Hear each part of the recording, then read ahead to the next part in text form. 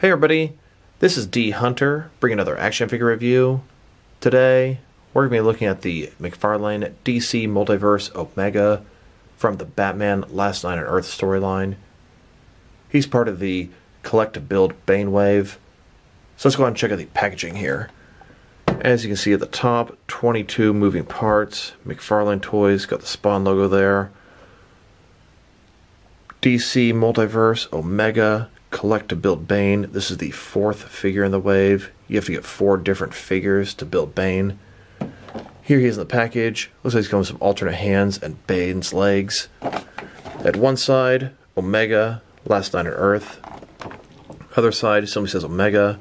At the bottom, there's a bunch of credits and a barcode in case that helps anybody. And on the back side, here he is from the comic. Instructions on how to build Bane. And here's the rest of the wave. So I did get my figure at a Target store. They had 10 of these figures, not of Omega, but of the entire wave. They retail for $24.99, but Target has them at their website for $19.99. So I took these guys to customer service, had them price match their website, and got them for $20. A pretty fair price if you ask me. So with no further ado, let's open them up.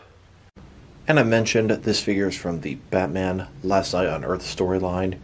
Here's my entire collection of the Last Night on Earth comics. We've got both covers A and B of all 3 books. Alright, now that we got this figure out of the package, here he is with all of his accessories laid out. He does come with a display stand, a collector's card, and 2 alternate hands, totaling 4 interchangeable hands. But before we look at the accessories, let's talk about and look at the actual figure. So this is Omega. He's an older Bruce Wayne, not Batman, but a Batman-esque character. He became horribly disfigured and beaten and burned by a bunch of citizens that were siding with Lex Luthor over Superman. He thought he could reason with them, but he was wrong. It took him years to recover, and when he came back, he became this totalitarian dictator, ruling with a very iron fist and a tight thumb. So here's the figure. Like I said, very Batman-esque, still got the ears, got these red lines. They're sculpted on his chest, but painted on everywhere else. It looks pretty cool. Got the bat symbol on his chest, a lot of texturing on the gray area of the suit. It looks phenomenal. Double jointed elbows, double jointed knees. Like I said, the red lines are simply painted on his arms, legs, and head, but sculpted on his chest. He's got a pretty small cape. Not too much else to report about this guy. He looks cool, and McFarlane is becoming an expert on evil alternate Batman figures. And here he is, broken down as far as he can go, with all of his removable parts detached. Now let's look at his accessories, and let's start off with the boring stuff. So here's his display stand, typical McFarlane stand, black perfect circle, got the DC logo at the bottom, got 1 peg for the peg holes on his feet. It's very thin, very basic. Now let's look at his collector's card. This is a replica of a panel from the Last Night on Earth, Book 3. And here's that book and that panel below. Now let's look at his hands. He's got a total of 4 of them, 2 pair. Here he is with his first pair of hands. These are his fists. And here's his next pair of hands. His right hand is a semi-open gripping hand, and his left hand is considerably more open. Now this guy didn't really come with very many accessories, just the alternate hands. One accessory he should have come with but didn't is Darkseid's head on a pike. In this universe, Omega killed Darkseid, cut his head off, and kept his head on a pike to show all others. Would have been a great accessory for this guy.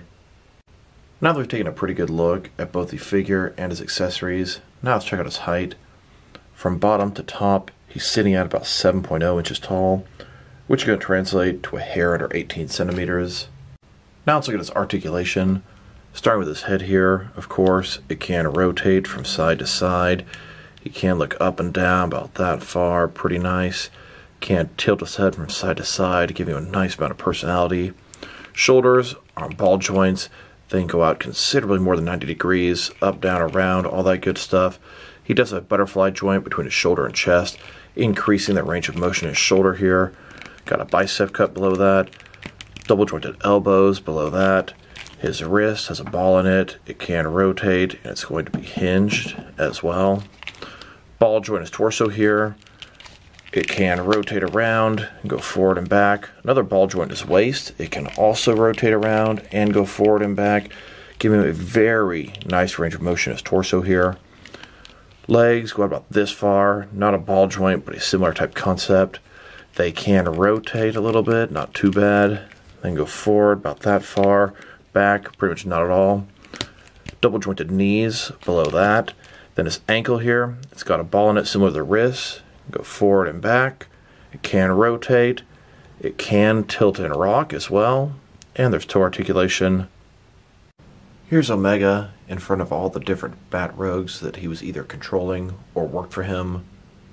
We've got Professor Pig, Killer Croc, the Ventriloquist and Scarface, Two-Face, Clayface, Hush, Harley Quinn, Mr. Freeze, Scarecrow and Bane, Zaz, KG Beast, the Riddler, and Penguin.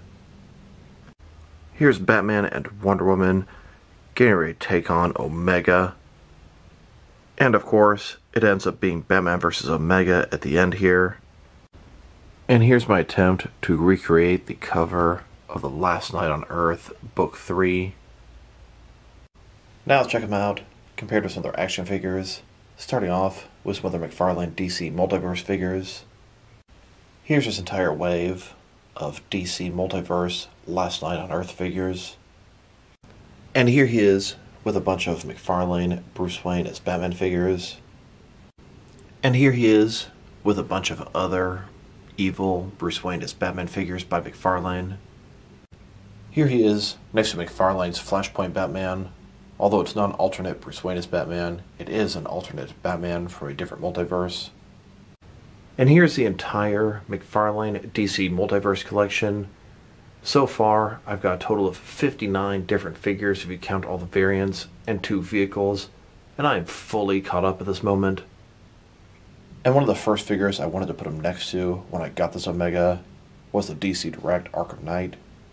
Although he's not an evil Bruce Wayne as Batman, his costume is very Batman-esque, and he's a villain. And here he is, next to a few different Owlman figures.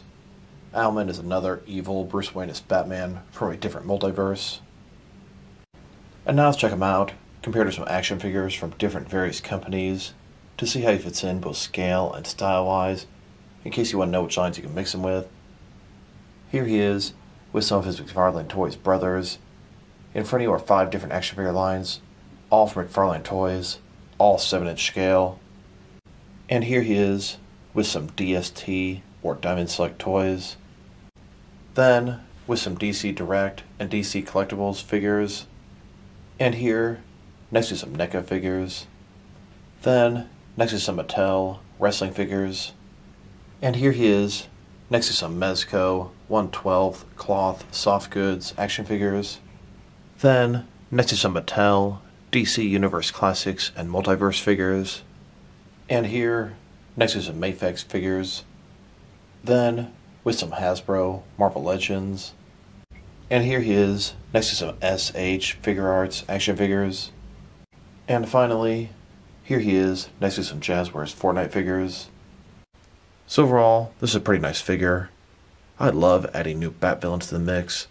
Although this isn't exactly a new Bat villain, it's an older what-if Bruce Wayne that turned rogue and went evil.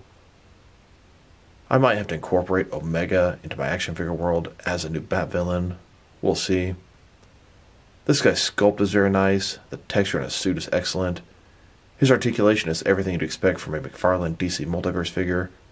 His accessories, frankly, they suck. Just a couple of alternate hands. He really should have came with that Darkseid head on a pike. That would have been so cool. Overall, for to rate this guy, I'd give him a good 7 out of 10. It's a nice figure, but not over the top great. So this is D Hunter. Thank you guys for watching this video. If you liked the video, press like below. If you have anything you want to say about that video, add to the comment section.